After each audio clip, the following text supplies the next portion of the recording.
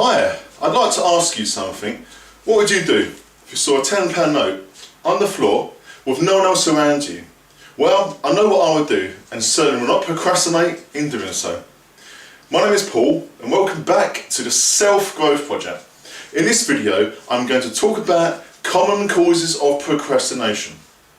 The aim is to enhance awareness of the difficulties leading to procrastination and kickstart an online conversation.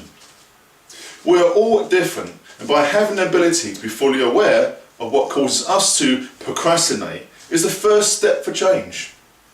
We shall provide tips during the video to overcome the common causes, and we will provide more detailed strategies as the project progresses. So let's start.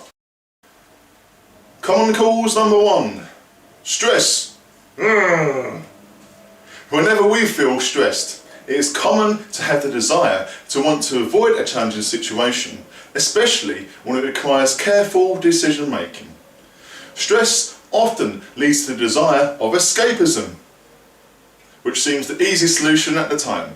For those who are committed to stress, procrastination normally leads to further stress, worry and anxiety. Tip: a life formula we can all use to overcome stress is 1/3 work, 1/3 rest and 1/3 play. When you give yourself the chance to have a rest, you allow your creative juices flow for increased productivity. For example, take a break just for a few minutes, every half an hour from the computer. Get up, walk around, stretch, breathe the fresh air, and notice the difference in your productivity when you return to work, of course. Drinking water also helps manage stress. Common cause number 2, the feeling of overwhelm. Work is piling up, and for most of us it is normal to desire to run away with the hope it will all bugger off.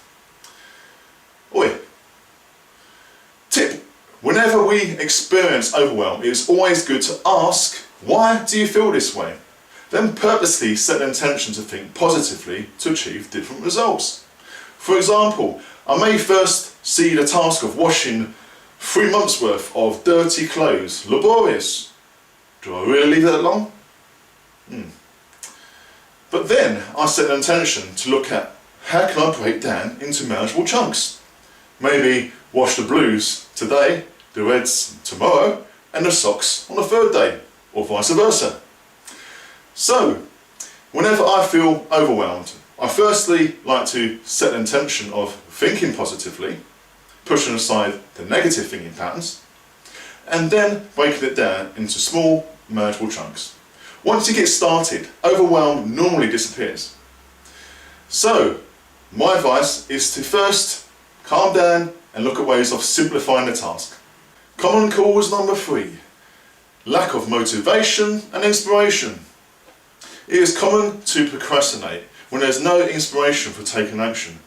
Tip: well, what helped me overcome years of procrastination in order to perform live again as a musician was to keep watching DVDs and go to live performances of my favourite artists, and also watching movies which show people overcome their personal challenges. The ITV show, The X Factor, is a good example where people inspire others through demonstration of personal growth experiences, although I admit some may disagree to what I'm saying.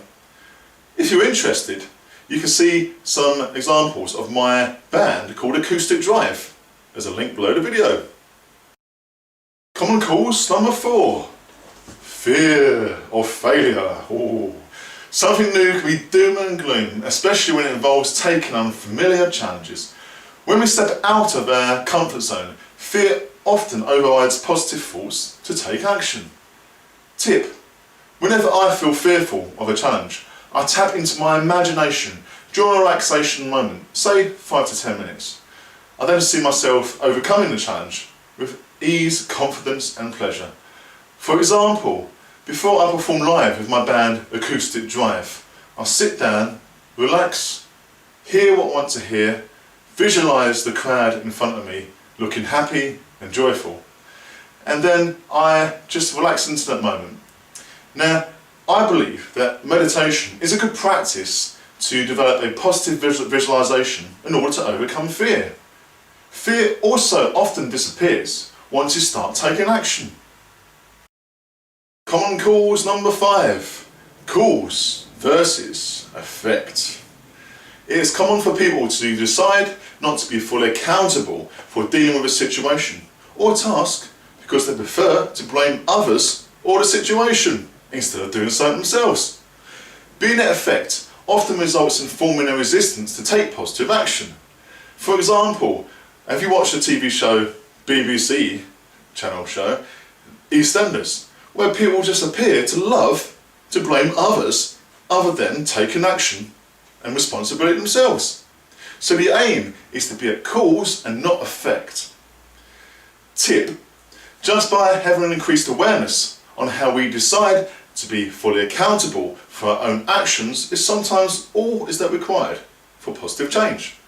So a good couple of questions you can ask yourself when faced with a particular challenge is, how am I responsible for dealing with the challenge, and what can I do to overcome and make a difference?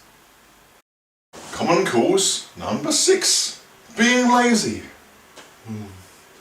There are 2 types of laziness. One where you cannot simply be bothered to do something, and the second is focusing your time and energy on the smaller tasks which do not mean anything and have no impact. Tip: resist the urge of being a couch potato, especially when you know you need to be constructive. Complete several small tasks to gain a feeling of accomplishment and reward yourself with a good rest later. I personally am able to rest much more peacefully knowing that I've completed my important tasks of the day. To conclude this video, I have provided some information on common causes of procrastination, being stress, overwhelm, fear, laziness, lack of inspiration, cause versus effect, along with some helpful tips. Project Action Call. Can you think of some more causes of procrastination and perhaps share some examples where you've counteracted the actual causes? Either way, please give us your views to help us determine workable results.